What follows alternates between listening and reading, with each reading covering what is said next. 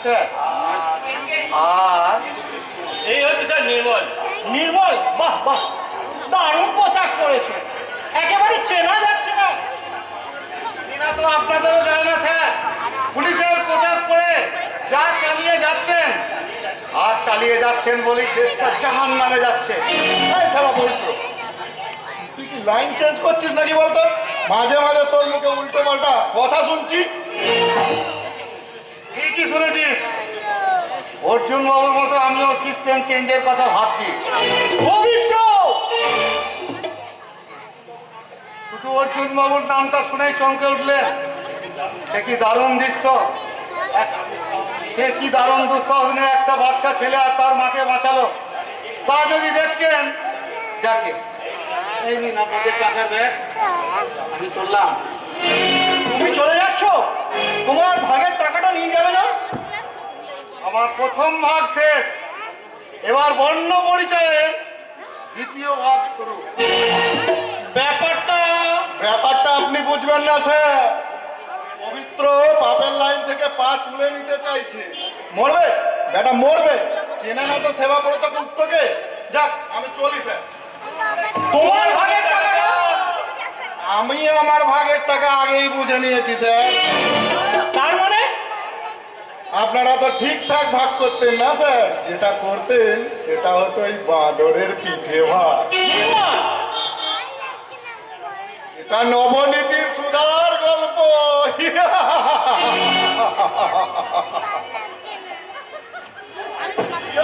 শালা, আজকালকার সমাজ বিরোধীগুলো সব কালচার। হ্যাঁ স্যার। সঞ্জয়, তুমি ওই টাকা ভর্তি অ্যাটাচিটা শিবানী লাহিড়ীর লাশের পাশে রেখে চাপা দিয়ে দাও।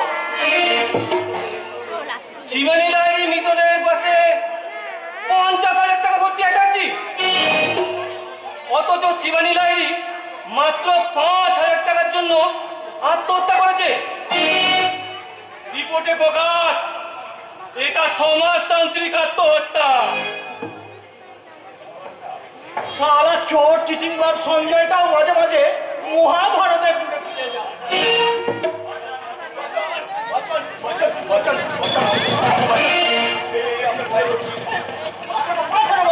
কি হয়েছে ব্যাপারটা? ব্যাপারটা কেমন কিছু না অনিরুদ্ধ। এই জানোয়ারটা একটা ভদ্র মহিলার গলা থেকে সোনার হার ছিনতাই করেছে।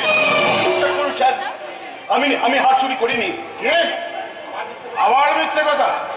দেখবি পিটিয়ে তোর মাথাটা ভেঙে দেবো। আমাকে আর মারবেন না, দোহাই বড়বাবু, আর আমাকে মারবেন না। আমি হাত জোর করছি। নাম কি তোর? স্যার, আমার নাম বাবুই। বাবুই পাখি, তোর জীবনের বাসাটা উল্টো দিকে, প্রথম থেকেই বুনে বসে আছিস। দে হাতটা দে। মা সেতলের দিব্যি বলছি স্যার, আমি নিয়ে নি। হাত চুরি করিসনি তাই তো? আগে স্যার। আগে স্যার? না স্যার, আমি হাত চুরি করিনি স্যার। আমি আমার নিজের চোখে অবিশ্বাস করব? তুই প্রমাণ করবে আমি ভুল দেখেছি। হয়তো আপনারই ভুল হচ্ছে না কোথাও। অনিরুদ্ধ, আমার ভুল নয়। আর বার কর, বার কর বলছি, বার কর, বার কর। বাবু, বাবা গো, আর মারবেন না স্যার। দে, এই নিন আপনার হাত। দে। যা, থানা থেকে বেরিয়ে যা।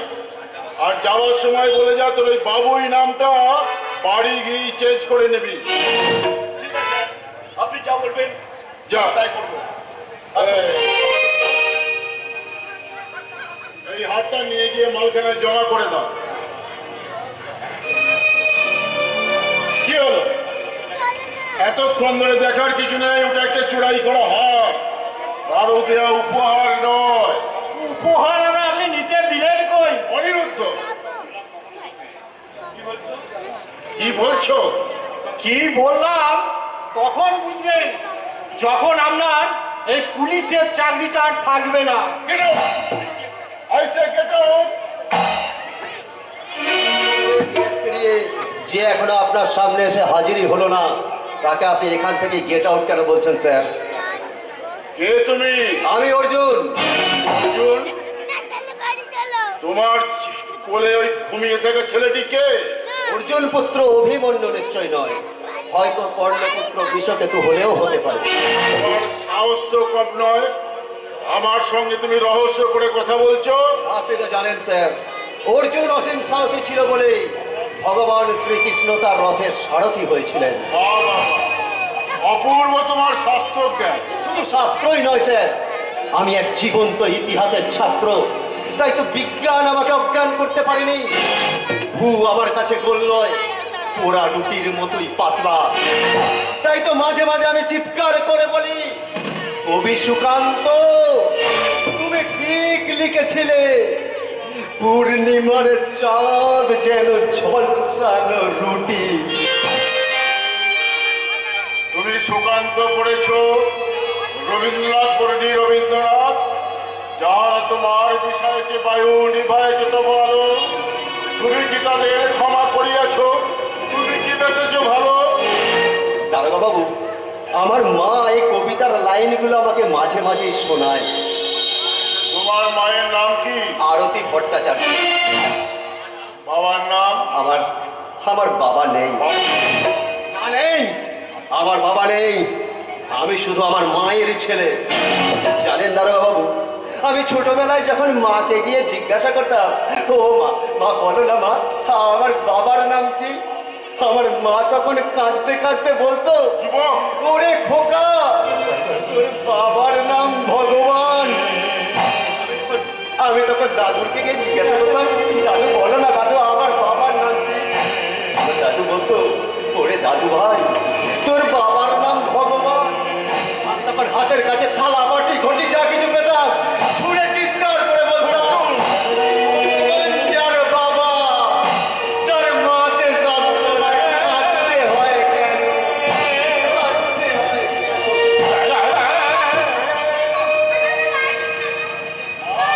এ কি অপূর্ব? কি হচ্ছে? আমি ভাবতে পারছি না, কি করে অ্যাক্সিডেন্ট ঘটলো?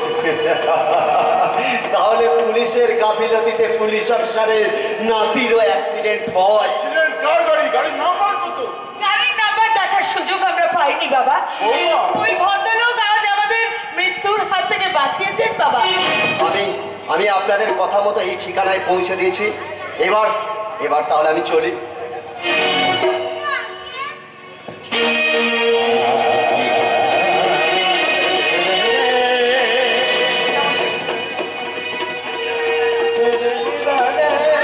বৌমাকে ধরো।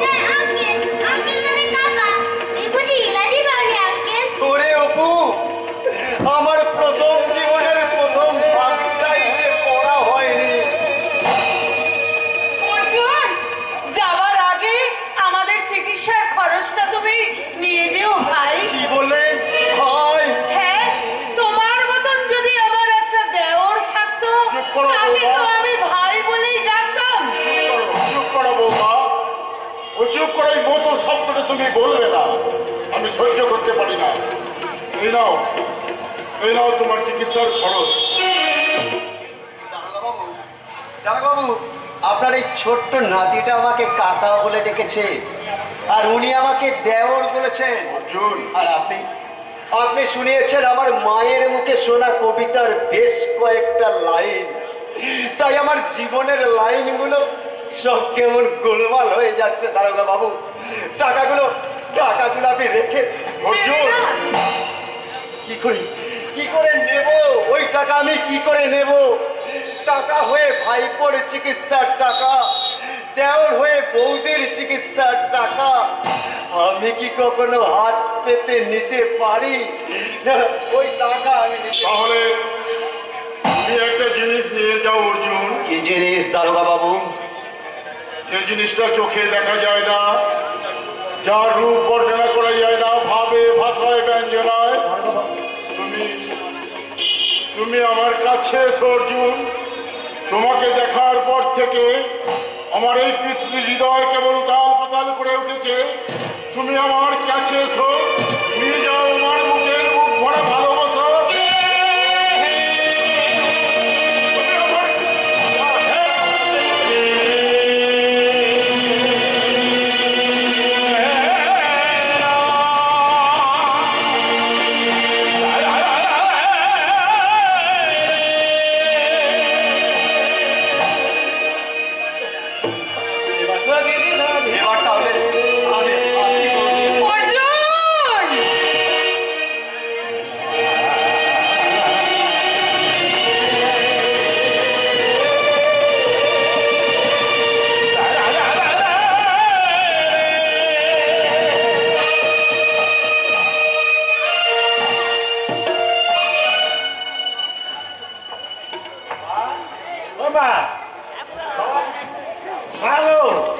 শুনতে পাচ্ছ না? দাদা, মা, দাদু আরে গেল কোথায় সব? বাড়িতে কে আছেন? আপাতত আমি আছি। কি দরকার? কাকে চান? আচ্ছা, এটা কি অর্জুনের বাড়ি? আগে হ্যাঁ, আপনি আমার নাম সাধনা, সাধনা গুপ্ত। বাবার নাম সেবাব্রত গুপ্ত। বাড়িতে আমি কোনোদিন আসিনি, আপনি আমাকে চেনেন না, জানেন না, তো আপনি আমার নাম কেমন করে জানলেন, আমার বাবার নাম কেমন করে জানলেন? আরে আপনি না আসলে কি হবে?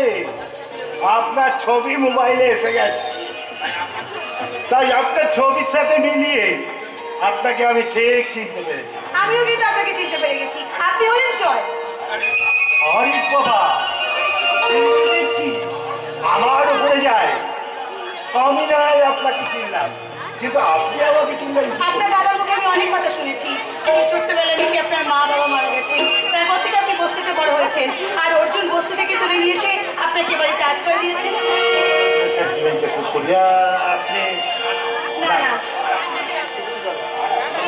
না না, আর আপনি নয়, এবার থেকে শুধু তাহলে আদেশ করুন দেবী, আজ থেকে আমি বৌদি এই জয়, একদম ভালো করে বলে দিচ্ছি, আবার আবার আমাকে বৌদি বলে, আবার জয়,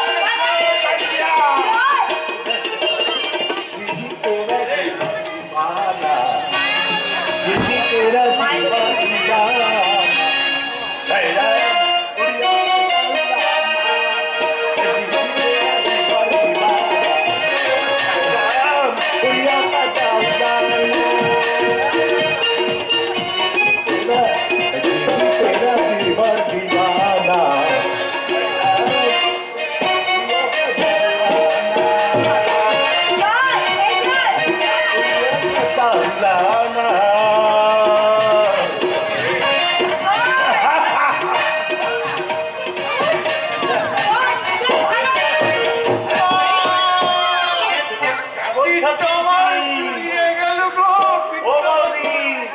কেমন ঠকিয়েছি মানে বুঝতে পারছো না দাদু? আরে আবার কাছে এসো, কানে কানে বলি, ওই যে দাদা ঘুমিয়ে পড়ে আর আমি সেই মোবাইল তোমার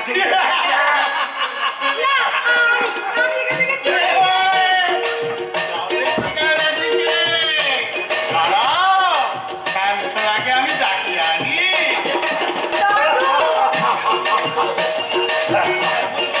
কেমন দেখতো সব বলে গেছি। আমি অর্জুনের দেয়া ছবিটার সঙ্গে একবার মিলিয়ে দেখে নি। মাজার আমার লক্ষ্মী প্রতিমা গো, লক্ষ্মী প্রতিমা। হ্যাঁ রে জয়, কথাটা তোর মাকে আমি কেমন করে বলি বলতো? ওসব আমি জানি না দাদু, তোমাকে দাদার সঙ্গে সাধনাদির বিয়ের কথাটা বলতেই হবে। কি গো শুনি, বলি তোমার কি আর তর সইছে না নাকি? দাদু, আমি কিন্তু সত্যি সত্যি এটাকে চলে যাবো। কি বলবি? দাদার সঙ্গে দেখা না করেই চলে যাবে? হ্যাঁ যাবো যাবো যাবো যাবো। আমিও যাই। কোথায়? দাদাকে বলবো, দাদা তোরা যাওয়ার দরকার নেই, বৌদি চলে গেছে। আবার আবার আমাকে বলছে এইভাবে পাঞ্জাবি খুলে আবার দেখে গেলে। এই জয়, লক্ষ্মী হয়তো মা কান্তি ধরো না, লোকে দেখে লজ্জা দিও না। লক্ষ্মী হয়তো মা কান্তি ধরো না, লোকে দেখে বলবে লজ্জা দিও না। ভগবান, সেদিন তুমি প্রাণ খুলে হাসতে দাও ঠাকুর, প্রাণ খুলে হাসতে দাও, কিন্তু আমার মনে বড্ড ভয় হয় যে আমার এই ভাঙা ঘরে চাঁদের হাসি দীর্ঘস্থায়ী হবে তো। কে বলেছে দাদু দীর্ঘস্থায়ী হবে না? আমি চাঁদকে বলে দেব কি? চাঁদকে আমি বলে দেব নীল আকাশের চাঁদ, চাঁদকে আমি বলে দেব নীল আকাশের চাঁদ, কোনো পারে দিও না গো, ওগো আমার চাঁদ।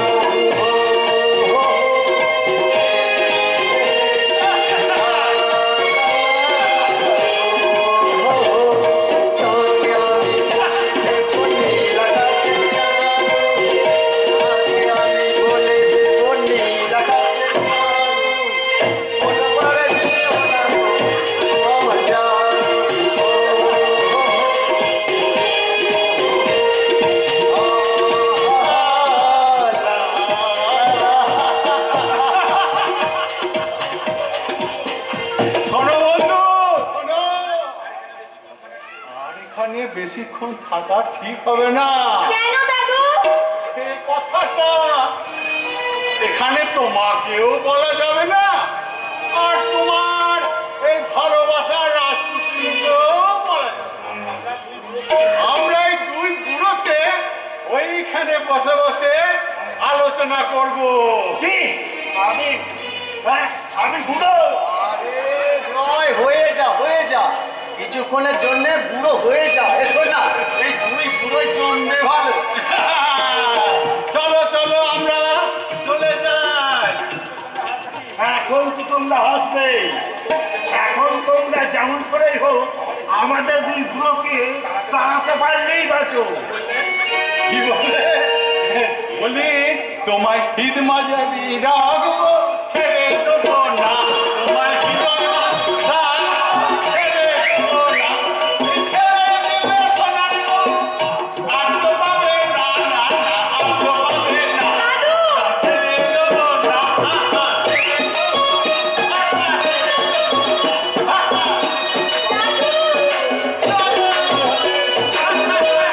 আর আমি হলাম ওই সত্যি। কি ব্যাপার ভাবনা? আমি 4 দিন অফিস যাইনি বলে তুমি সজ্জা আমাদের বাড়িতে চলে এলে? এসে বুঝলাম আমি ভুল করেছি, তাই আমি এখান থেকে চলে যাচ্ছি। শোনো, শোনো, শোনো, তুমি তো আমার জীবন মরণের সাথী। তাহলে তাহলে তুমি তুমি কি আমায় কি কৈফিয়ত দেবে আমি ঠিক বুঝতে পেরেছি। তুমি কি আমাকে একবারও বলতে পারতে না? বলো, একবারও বলতে পারতে না যে তুমি কেন যাওনি? আচ্ছা তুমি কি জানো না যে একটা একটা মেয়ে যখন একটা পুরুষকে ভালোবাসে, তাকে যখন মন দেয়, তখন তার আর কিচ্ছু কিচ্ছু ভালো লাগে না। আচ্ছা আচ্ছা, তোমার কি হারিয়ে গেছে তুমি আমাকে বলো, আচ্ছা। আমি নিশ্চয়ই খুঁজে দেবো। আচ্ছা শোনো, তুমি পুলিশ অফিসারকে সব বলতে পেরেছো, কিন্তু তুমি আমায় কিছু বলতে পারোনি। যাই, আমি এখান থেকে চলে যাব, আমি আর কখনো এখানে আসবো না। সাথী, সাথী,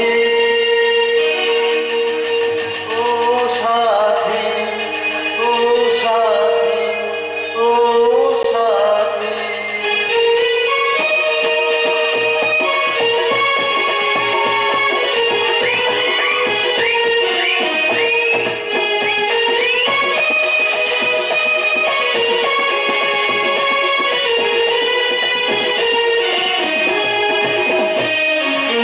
এই তো আমি এসেছি, তোমায় ভালোবেসেছি। এই তো আমি এসেছি, তোমায় ভালোবেসেছি। সাথী, সাথী, ও সাথী, ও সাথী, ও সাথী।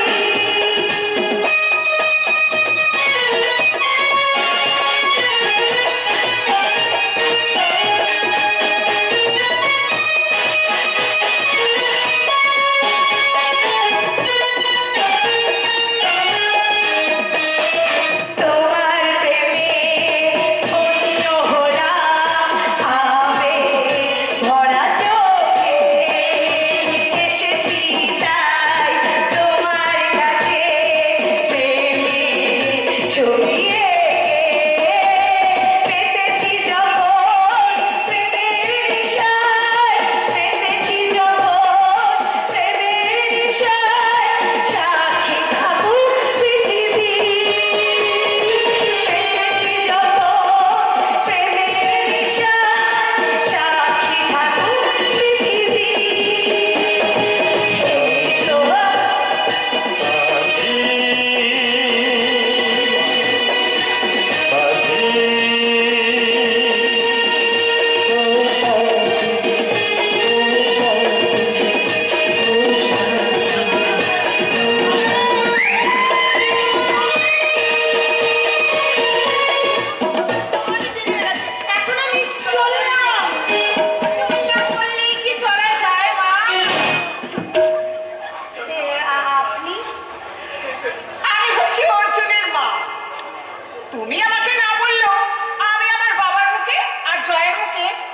দুজনের সব কথা শুনেছি।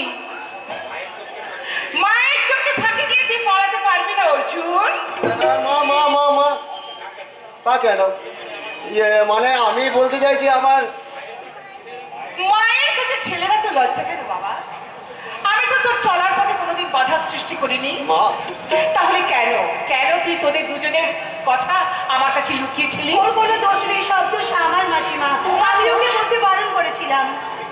হ্যাঁ মা, আমি কায়স্থর মেয়ে আর ব্রাহ্মণের ছেলে। যদি আমাদের দুজনের সম্পর্ক আপনি মেনে না নেন, সেই কারণেই আমি ওকে বলতে কথাটা বাধ্য করেছিলাম। বলেছিলাম যে আপনাকে যেন কথাটা না জানাই।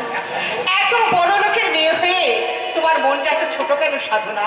মা, সম্বন্ধ করে বিয়ে দিলে আমি জাতির বিচার করতাম, কিন্তু তোমরা যখন দুজন দুজনকে ভালোবেসেছো তখন আমার কাছে জাতির কোনো মানে হয় না। অর্জুন, তোদের ভালোবাসা যেন চিরকাল সন্দেহ মুক্ত থাকে বাবা, যেন তোর ভালোবাসার বঞ্চনায় এই মেয়েটাকে চোখের জল ফেলতে না হয় বাবা। থাক, থাক, থাক, থাক। আজ আমি আসছি মা, আজ আমি আসছি। অর্জুন,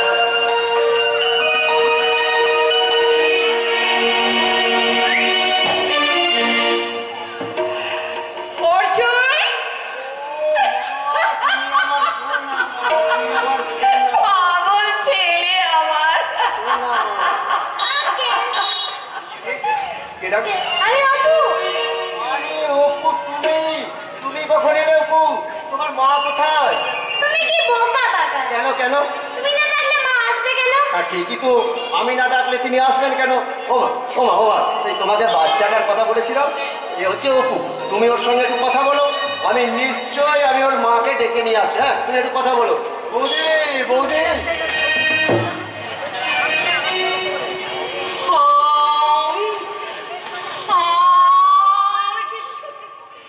স্বপ্ন দেখছি আমি, আমি কি স্বপ্ন দেখছি?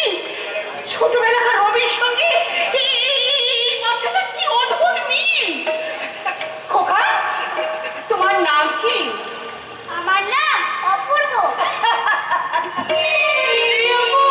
তুই তো তোর ঠাকুমার সঙ্গে বেশ ভাব জমিয়ে ফেলেছিস। এসো এসো মা, এসো। তোমার কথা আমার অর্জুনের মুখে অনেক শুনেছি। তোমাদের সকলের মিষ্টি ব্যবহারে আমার ছেলে তো একবারে পাগল হয়ে গেছে গো মা। না মা না, ঠাকুরপুর সেদিন সেই উপকারের কথা আমি কোনোদিন ভুলতে যেতে না পারি, সেই আশীর্বাদ আপনি আমাকে করুন মা। থাক, থাক, থাক, থাক। ঈশ্বর তোমার মঙ্গল করুন বৌমা। তুমি পাকা চুলের সিঁদুর পরো মা। এই দুষ্টু ছেলে, ঠাকুমাকে প্রণাম করেছিস? কি করে করব? ঠাকুমা যে তখন থেকে আমার দিকে চেয়ে আছে। শিশুর চোখটা ঠিক ধরে ফেলেছে। তাহলে এবার প্রণাম করি ঠাকুমা। হয়েছে হয়েছে দাদু ভাই, হয়েছে। হ্যাঁ গো দাদু ভাই, আমাকে তুমি যেমন করে প্রণাম করলে তেমনি তোমার নিজের ঠাকুমাকে প্রণাম করো তো। আমার দাদু আছে, কিন্তু ঠাকুমা নেই। দাদু আছে, ঠাকুমা নেই।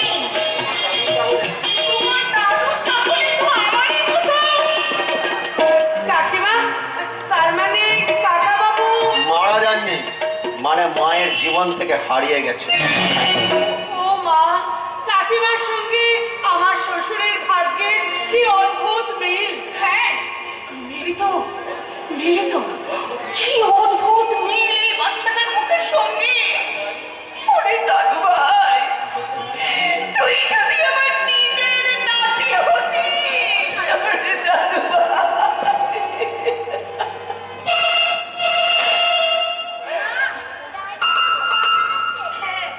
আজ আসি মা, ড্রাইভার তাড়া দিচ্ছে, আবার একদিন আসবো। চল অপু, চল। ঠাকুরপো, তুমি যেন কোনোদিন আমাদের ভুলে যেও না। আপনিও যেন আমাদের ভুলে যাবেন না বৌদি। না না না, আমি তোমাকে কথা দিয়ে যাচ্ছি, ভুলবো না, ভুলবো না।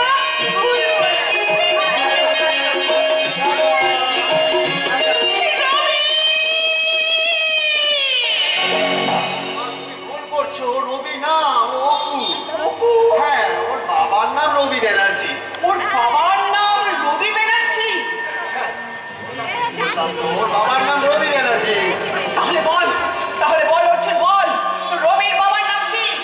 যে পুলিশ অফিসার তোকে বুকে জড়িয়ে ধরে অভিনন্দন জানিয়েছিল, সেই পুলিশ অফিসারের নাম কি?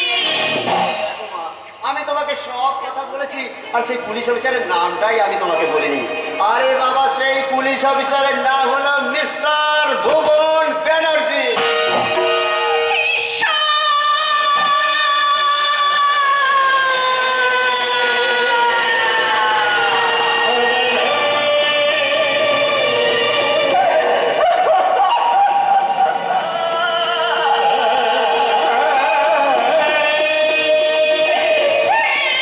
তুমি আমার কপালে লিখেছিলে ঠাকুর, তুমি আমার কপালে লিখেছিলে।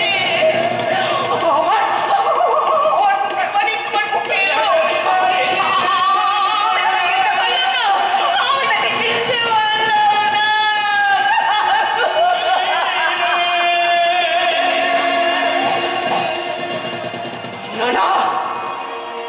না না, কান্নায় ভেঙে বলে চলবে না, কান্নায় ভেঙে বলে চলবে না। সে যেমন পুলিশ অফিসার হয়ে ছেলে বউ নাতি নিয়ে সুখে স্বর্গ রচনা করেছে, আমিও তাই করবো। হ্যাঁ, আমিও তাই করবো। ওই সেবাব্রত গুপ্তের মেয়ে ওই সাধনাকে আমার অর্জুর সঙ্গে বিয়ে দিয়ে আমি তাকে ঘরের বউ করে নিয়ে আসবো, আর তাকে বুঝিয়ে দেবো তার চেয়ে আমি কম সুখী নই। অর্জুন ওর সন্তান।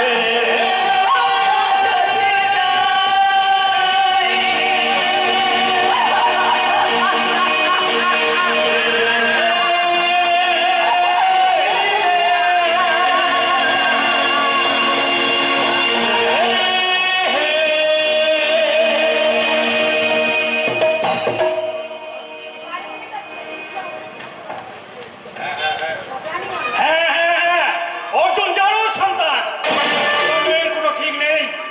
একটা পিতৃ পরিচয়হীন ভিখারি গরিব ওই অর্জুনের সঙ্গে আমি আমার মেয়ে সাধনার বিয়ে কিছুতেই মেনে নেব না। কেন কেন মেনে নেবে না বাপি? কেন মেনে নেবে না? তুমি না আদর্শ সমাজসেবী, তুমি না বলো সবার উপরে মানুষ সত্য, তাহার উপরে নেই। তাহলে কেন কেন তুমি অর্জুনকে মেনে নেবে না বাপি? বলো কেন? অর্জুন অসভ্য সমাজের মানুষ। বাপি বাপি, ঠিক এই মুহূর্তে আমার তোমাকে কি মনে হচ্ছে জানো? কি? আমার মনে হচ্ছে তুমি ওই সতীর বাবা দক্ষ রাজার মতন। জীবনটা কাব্য নয় রে সাধনা, জীবনটা কাব্য নয়। কিন্তু ভালোবাসা তো কাব্যের মতন রিলিক্যাল বাপি।